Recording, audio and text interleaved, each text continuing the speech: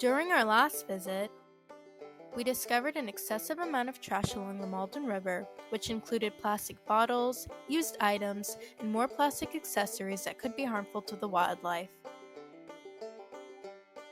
Trash is kind of our visible regulator. Remember this culvert, those great big gates where the water flows through? We put a trash boom right below that. And a lot of trash flows through the street storm drain system. And it's a direct flow right into the river. As Karen explained, our goal is to be resilient and improve our environment by working to make a change and protect our wildlife. Save the Malden River! On August 3rd, Hannah, Amy, Carlos, Sharif, and I went on yet another adventure along the Malden River. We indulged ourselves in the wonderful nature and essence of the wildlife, and we want to tell you about it.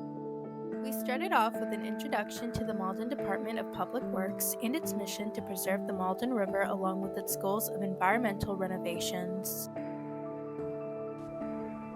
So I drove into the lot and I was a little confused because it did not look like a park at all. But then Amanda came and found me and brought me to the boathouse and back, where everyone was gathered listening to Karen talk about canoe safety. I was a bit nervous because I had canoed only once a few years ago, and it was not a good experience for me. I was very anxious about tipping over, and there were a lot of motorboats around, and I was worried that I would have the same reaction this time. But once I had learned to steer, it was fine, and I actually thought to myself that I could do this all day. It's so much fun. And as we canoed around, Karen talked to us about the history of the river and the wildlife. I learned from her that swans are actually an invasive species. I did not know that. Then we stopped at this park to eat lunch, and some new modern-styled structures had been built, which was really nice. It was a good addition to the scenery, I thought. Then we walked around the park for a while. We didn't have enough time to pick up trash, though, but we just walked around and listened to Karen talk about the wetlands.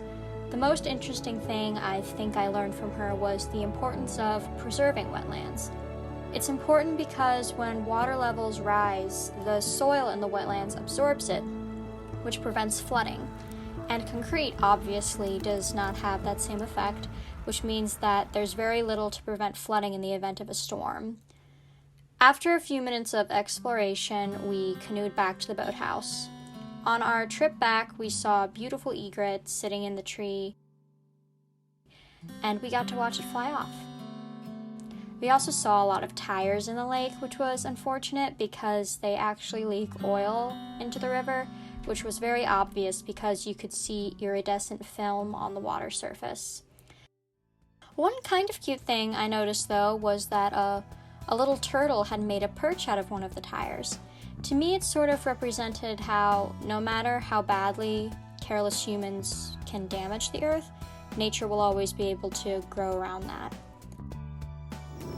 Hi, turtle!